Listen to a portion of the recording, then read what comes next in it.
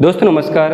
आइए आज हम देखते हैं सेल के आंतरिक प्रतिरोध का विद्युत वाहक बल, विभवांतर और धारा में अभीष्ट संबंध। साथ ही साथ हम आंतरिक प्रतिरोध का व्यंजक भी स्थापित करेंगे और उन सभी के परिभाषाओं को भी देखेंगे। पिछले क्लास में हमने विद्युत शक्ति के बारे में पढ़ा था और उसका व्यंजक भी स्थापित किए थे, तो उसका वीडियो आप देखना चाहते हैं तो डिस्क्रिप्शन में जाइए, वहां आपको फिजिक्स 12th का प्लेलिस्ट मिल जाएगा और वहां जाकर आप वीडियो को देख सकते हैं। तो बच्चों, मैं आपको एक बात और बोलना चाहता हूं, यदि आप नए व्यूअर्स हैं या आपने अभी तक हमारे चैनल को सब्सक्राइब नहीं किया है तो सब्सक्राइब जरूर करें। साथ ही साथ बेल आइकन को भी क्लिक करें, जिससे हम नए वीडियो अपलोड करेंगे तो उस वीडियो का नोटिफिकेशन सबसे पहले आपको मिल जाएगा। तो आइए चलते हैं हम आंतरिक प्रतिरोध का विद्युत वाहक बल, विभवांतर एवं धारा में संबंध। ठीक, तो इसमें संबंध स्थापित करने के लिए ध्यान दीजिएगा, इसी संबंध से हम आंतरिक प्रतिरोध का व्यंजक भी स्थापित करेंगे। तो इसमें संबंध स्थापित करने से पहले इन सभी का परिभाषा हम देख लेते हैं। तो चलिए देखते हैं। सबसे पहले है हमारा आंतरिक प्रतिरोध। ठीक, तो आप भी हेडिंग डाल लीजिए, आंतरिक प्रतिरोध। आंतरिक प्रतिरोध, ठीक, नाम देखिए आंतरिक प्रतिरोध। आंतरिक मतलब क्या होता है? अंदर का भाग। और प्रतिरोध मतलब क्या होता है? प्रतिरोध का परिभाषा क्या पढ़े हम? चालक तार विद्युत धारा के मार्ग में जो अवरोध उत्पन्न करता है, तो इसमें भी कहीं ना कहीं क्या होगा? अवरोध उत्पन्न होगा। तो नॉर्मली हम जानते हैं जब किसी चालक तार में हम धारा प्रवाहित करते हैं तो चालक तार धारा के मार्ग में अवरोध उत्पन्न करता है, उसे क्या कहते हैं? हम प्रतिरोध कहते हैं। तो मान लीजिए ये है आपका चालक तार। क्या है? चालक तार। अब इस चालक तार में धारा प्रवाहित करने के लिए क्या करते हैं हम? एक सेल की आवश्यकता होती है हमको। तो ये सेल है, तो सेल का ये धन ध्रुव है और ये क्या है? उसका माइनस चार्ज है। ठीक, तो सेल के जो बाहर है, ठीक, यहाँ पे आप इसको ऐसे बना लीजिए। तो ये है हमारा सेल का धन ध्रुव और ये है इसका ऋण ध्रुव। तो आप जानते होंगे सेल में जो धारा है वो बाहर प्रवाहित होती है तो धन ध्रुव से प्रवाहित होती है। ठीक, तो इसमें धारा प्रवाहित होती है, फिर वो कहाँ जाती है? चालक तार में जाती है। किस में जाती है? चालक तार में। तब इसके सिरों के मध्य विभवांतर उत्पन्न होता है और इसके प्रत्येक बिंदु पर विद्युत धारा प्रवाहित होने लगती है। इसी प्रकार इस धन ध्रुव को धारा कहाँ से मिलती है? माइनस से मिलेगा ना। तो सेल के दोनों ध्रुव को यदि मान लीजिए मैं विद्युत अपघट्य पदार्थ के अंदर रख देता हूँ। ठीक, ये क्या है? आपका विद्युत अपघट्य पदार्थ है, विद्युत अपघट्य, और ये पदार्थ है। विद्युत अपघट्य पदार्थ के अंदर यदि हम सेल के दोनों ध्रुव को रखेंगे तो धारा इसमें कहाँ प्रवाहित होता है? ध्यान दीजिएगा आप, माइनस चार्ज से प्लस चार्ज की ओर जो धारा है वो प्रवाहित होती है। तो सेल के अंदर में माइनस से प्लस की ओर और सेल के बाहर में प्लस से माइनस की ओर प्रवाहित होती है। अब यहीं पे जब धारा प्रवाहित होती है तो ये जो विद्युत अपघट्य पदार्थ है ना, ये दोनों इलेक्ट्रोडों के बीच क्या करती है? दोनों इलेक्ट्रोडों के बीच धारा के मार्ग में रुकावट उत्पन्न करती है और इसे ही हम कहते हैं सेल का आंतरिक प्रतिरोध। समझ आया? ये जो विद्युत अपघट्य पदार्थ है, यहाँ पे जो धारा प्रवाहित होती है उसके मार्ग में रुकावट उत्पन्न होती है और इसको कहते हैं हम सेल का आंतरिक प्रतिरोध। तो समझ आ गया आपको परिभाषा? ठीक, चित्र को नहीं बनाएंगे, इसे मैं आपको समझा। ठीक, इस चित्र को आप बना लेंगे। यहाँ पे भी ये प्लस है और ये माइनस है और इसको कहते हैं हम आंतरिक प्रतिरोध और इसे हम स्मॉल r से प्रदर्शित करते हैं। तो चलिए इसका परिभाषा आप लिख सकते हैं। कैसे लिखोगे भाई? पहले एक बार थोड़ा सा और समझ लीजिए। दोनों इलेक्ट्रोड के बीच विद्युत धारा के मार्ग में रुकावट कौन उत्पन्न करता है? विद्युत अपघट्य। ठीक, तो उसी को क्या कहेंगे? हम सेल का आंतरिक प्रतिरोध कहेंगे। तो चलिए लिखिए परिभाषा। सेल के अंदर दोनों इलेक्ट्रोडों के बीच विद्युत अपघट्य विद्युत धारा के मार्ग में जो रुकावट डालता है उसे सेल का आंतरिक प्रतिरोध कहते हैं। इसे स्मॉल r से प्रदर्शित करते हैं। ठीक, तो इसका परिभाषा आप लिख लिए, आप इसे अच्छी तरह से समझ भी गए होंगे। ठीक, उसके बाद देखते हैं हम विद्युत वाहक बल। इसको शॉर्ट फॉर्म में आप वी वा बल भी लिख सकते हो। ठीक, इसको हम ऐसे भी लिख सकते हैं EMF। ठीक, इसे कहते हैं विद्युत वाहक बल। ठीक, इलेक्ट्रोमोटिव फोर्स कहते हैं इसको। तो चलिए इसका परिभाषा लिखेंगे। इसका सीधा परिभाषा मैं आपको लिखा देता हूँ। चलिए लिखिए इसका परिभाषा। एकांक धन आवेश को पूरे विद्युत परिपथ में चलाने के लिए सेल को जितना कार्य करना पड़ता है उसे उस सेल का विद्युत वाहक बल कहते हैं। इसे एप्सिलॉन से प्रदर्शित करते हैं, एप्सिलॉन से प्रदर्शित करते हैं। तो एप्सिलॉन इज इक्वल टू क्या मिलेगा भाई आपको, W/Q। ठीक, ये एकांक धन आवेश है और उसको विद्युत परिपथ में चलाने के लिए हमको जितना कार्य करना पड़ेगा, अर्थात कार्य मतलब W, तो उसको क्या कहते हैं हम, विद्युत वाहक बल कहते हैं। अब इसके लिए हम SI मात्रक देख लेते हैं, SI मात्रक। ठीक, तो विद्युत वाहक बल का SI मात्रक क्या होगा भाई, कार्य का क्या होता है, जूल,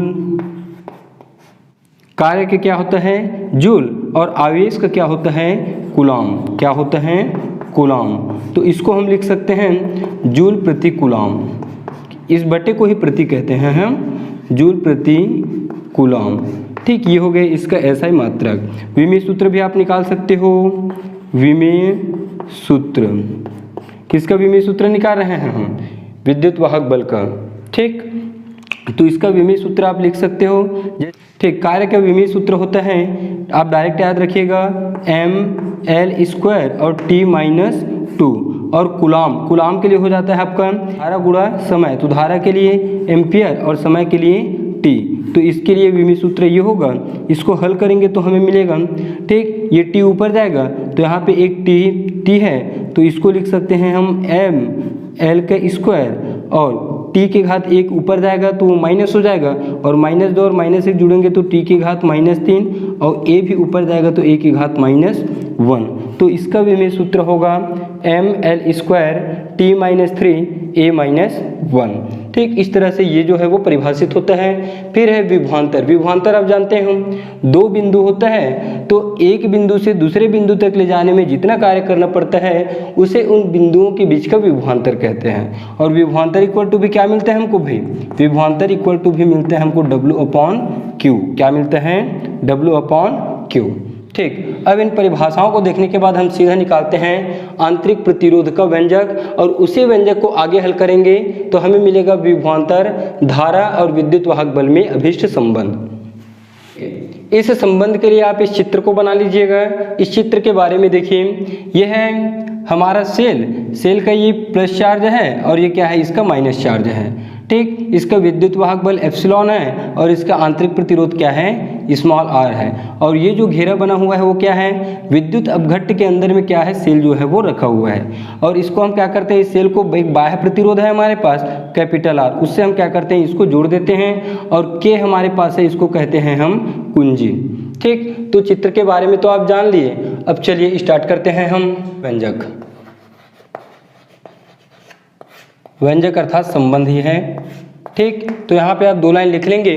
क्या लिखेंगे, माना सेल का विद्युत वाहक बल एप्सिलॉन तथा आंतरिक प्रतिरोध स्मॉल r है, इसे बाह्य प्रतिरोध कैपिटल R के साथ संयोजित किया जाता है।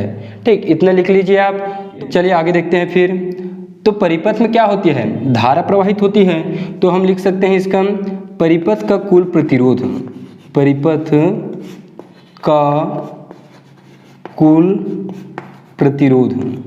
तो ये बताइए आप मेरे को, इसमें प्रतिरोध क्या क्या है, एक आंतरिक प्रतिरोध है और एक बाह्य प्रतिरोध है।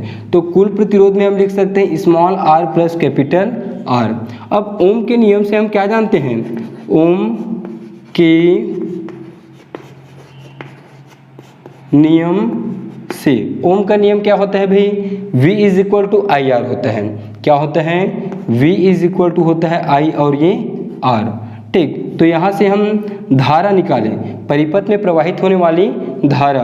तो धारा इक्वल टू हमको मिलेगा, धारा को हम I से दर्शाते हैं, तो धारा का मान निकालेंगे तो V बटे क्या होगा, I इज इक्वल टू होगा V बटे R। तो V अर्थात विद्युत वाहक बल, तो यहाँ पे लिखिए कुल विद्युत वाहक बल। ठीक, शॉर्ट फॉर्म में लिख देता हूँ मैं, V वाह बल बटे R मतलब यहाँ पे 2 प्रतिरोध है तो हम उसको लिखेंगे कुल प्रतिरोध। ठीक, तो कुल विद्युत वाहक बल और कुल प्रतिरोध, तो धारा I का मान मिलेगा हमको। तो इसका विद्युत वाहक बल क्या है, एप्सिलॉन है, तो विद्युत वाहक बल के लिए हम लिखेंगे एप्सिलॉन। और कुल प्रतिरोध क्या है हमारे पास, small r plus capital R। तो ये स्मॉल r और ये कैपिटल R। ठीक, इसको आप दे दीजिए समीकरण 1। अब हम फिर जानते हैं ओम के नियम से, तथा बार बार ना लिखना उसको, ठीक। आई इज इक्वल टू क्या होता है, V upon R, I equal to होता है वी अपॉन आर। इसको आप दे दीजिए समीकरण 2। समीकरण 1 व 2 को देखिए, दोनों का बायां पक्ष बराबर है, तो दायां पक्ष को भी क्या करेंगे, हम आपस में बराबर दिखाएंगे। तो समीकरण 1 व 2 से, समीकरण 1 व 2 से, ठीक, दोनों के दायां पक्ष को बराबर दिखा दीजिए। तो ये मिलेगा हमको v upon R is equal to epsilon upon small R plus capital are.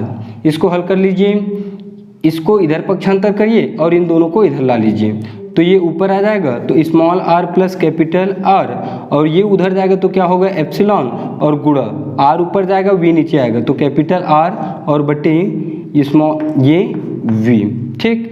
अब कैपिटल आर को फिर पक्षांतर कर दीजिए, तो small R is equal to मिलेगा हमको, इसको गुणा कर दीजिए आर एप्सिलॉन और बटे वी, कैपिटल आर उधर जाके क्या होगा माइनस आर हो जाएगा। इसको आगे हल करिए तो small R is equal to मिलेगा हमको, दोनों से कैपिटल आर को बाहर निकाल देते हैं तो ये बचेगा एप्सिलॉन अपॉन वी और माइनस 1, ठीक। और यही क्या है भाई, सेल के आंतरिक प्रतिरोध के लिए अभिष्ट व्यंजक है। तो इसको आप दे दीजिए समीकरण 3, और नीचे में आप लिख सकते हो समीकरण 3 सेल के आंतरिक प्रतिरोध का अभिष्ट व्यंजक है। अब हम इसको आगे बढ़ाते हैं, समीकरण 1 से हम फिर इसको आगे बढ़ाते हैं। तो हम यहाँ से लेंगे समीकरण 1 से, समीकरण 1 से, ठीक। इसमें अब हम निकालेंगे इन तीनों में संबंध। तो समीकरण 1 क्या है, आई इज इक्वल टू है, I is equal to epsilon upon small R और ये कैपिटल आर। तो इसको तिर्यक गुणा करिए, तो ये तिर्यक गुणा होगा तो ये हो जाएगा आई आर, और ये प्लस है तो प्लस, फिर आर के साथ भी होगा तो ये आई और capital R equal to epsilon. अब देखिए आई आर का मान क्या होता है v, तो यहाँ पे हम क्या रखेंगे v रखेंगे, तो ये मिलेगा हमको आई स्मॉल आर और ये v और ये इज इक्वल टू एप्सिलॉन। अब इस आई आर को पक्षांतर करेंगे तो v का मान मिलेगा हमको एप्सिलॉन माइनस आई आर, उधर जाके क्या बनेगा ये माइनस आई आर, और इसको आप फिर दे दीजिए समीकरण 4। अब समीकरण 4 क्या है, विद्युत वाहक बल, विभवांतर और धारा में अभिष्ट संबंध है। इसको हम विभवांतर कहते हैं, इसे विद्युत वाहक बल कहते हैं, इसे धारा कहते हैं, और ये है हमारा आंतरिक प्रतिरोध। तो इन सभी में अभिष्ट संबंध का व्यंजक ये है। अब आपको सेल का आंतरिक प्रतिरोध का व्यंजक निकालने के लिए बोलेगा तो आप यहाँ तक इसको ज्ञात करेंगे, ठीक। तो ये जो व्यंजक है वो कंप्लीट होता है। तो बच्चों यदि यह वीडियो आपको अच्छा लगा है तो लाइक कीजिए और शेयर भी कर दीजिए और कमेंट करके मुझे ज़रूर बताएं।